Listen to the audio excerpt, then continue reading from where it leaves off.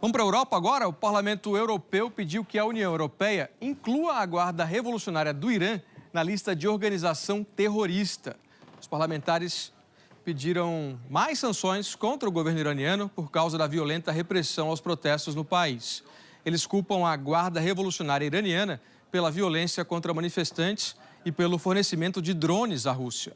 O Irã vive intensos protestos desde setembro do ano passado, você se lembra, né? Após a morte de uma jovem detida pela Polícia da Moralidade por usar de forma incorreta o hijab, o véu islâmico. Designar a Guarda Revolucionária do Irã como terrorista implicaria numa série de restrições, como, por exemplo, o congelamento de bens e também a proibição de viagem. Os Estados Unidos e países da União Europeia discutem o envio de tanques para a Ucrânia. Enquanto isso, o ex-presidente da Rússia e aliado de longa data de Vladimir Putin, Dmitry Medvedev, voltou a ameaçar a OTAN com um possível confronto nuclear. Uma ameaça, mas que foi encarada como demonstração de medo e desespero. Dmitry Medvedev, ex-presidente da Rússia e atual vice-presidente do poderoso Conselho de Segurança do país, afirmou que a derrota de uma potência nuclear em uma guerra convencional pode desencadear uma guerra nuclear. Amanhã, países que integram a OTAN, a Aliança Militar do Ocidente, vão se reunir na Alemanha para discutir estratégias de apoio à Ucrânia. Medvedev disse que a OTAN deve pensar sobre os riscos da política que será adotada a partir dessa reunião. Apesar do tom intimidador, ao admitir a possibilidade de uma derrota da Rússia contra a Ucrânia, Medvedev revela o nível de preocupação de Moscou com os rumos do conflito. O aumento recente da quantidade de armas fornecidas por países ocidentais à Ucrânia fez a Rússia acender o alerta. O conflito na Ucrânia se tornou uma guerra de artilharia pesada, com os dois lados trocando milhares de disparos todos os dias.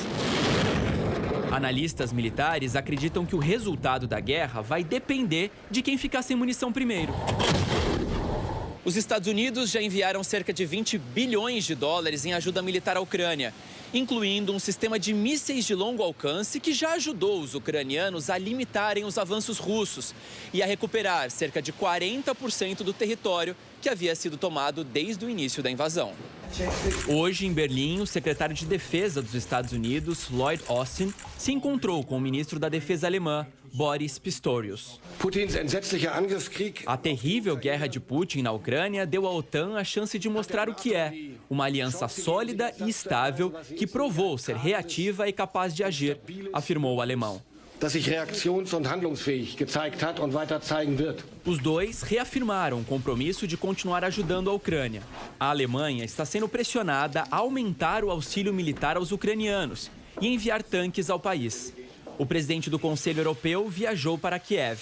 No encontro com Volodymyr Zelensky, Charles Michel prometeu manter um apoio inabalável do bloco à Ucrânia.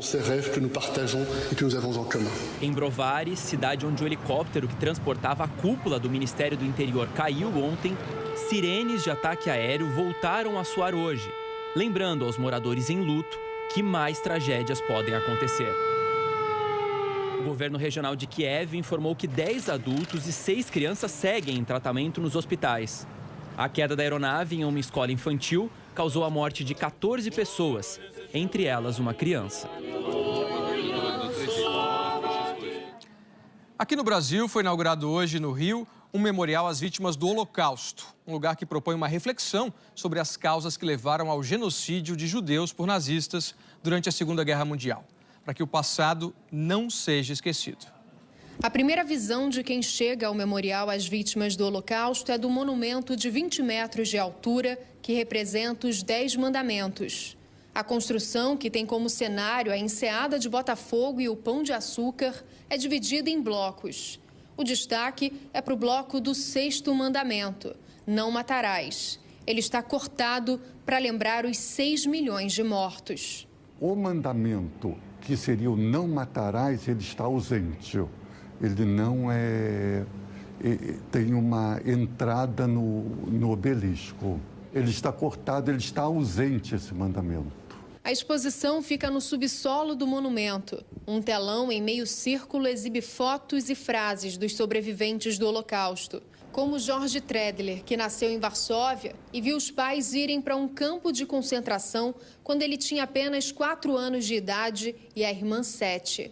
Quando eu olho as fotos, às vezes eu sinto, além da emoção, muita saudade, pois muitos que aqui aparecem eu conheci pessoalmente. É uma história muito triste. Saber que isso existe e não permitir que isso exista mais. A primeira parte da exposição mostra fotos que retratam a vida antes do Holocausto.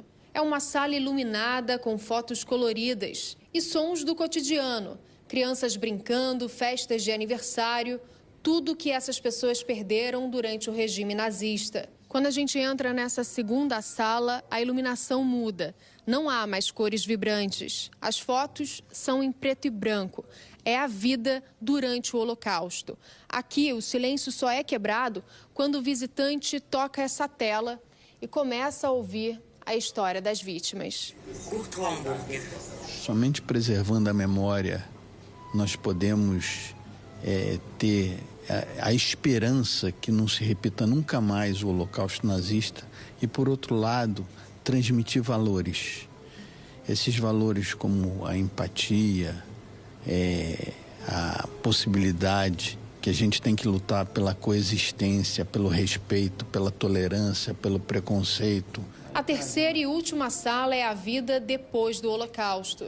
O foco é na capacidade humana de resiliência. E essas pessoas, cada uma a seu modo, foram reconstruindo as suas vidas. Extremismo, intolerância e perseguição criaram um dos maiores genocídios da humanidade. O objetivo do memorial é também lembrar o que esses movimentos podem provocar.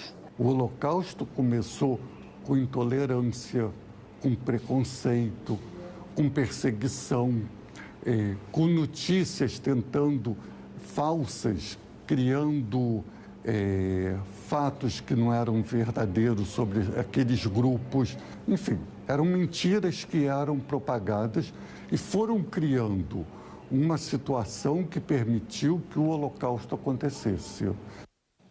Que o passado sirva de alerta sempre para o presente e também para o futuro.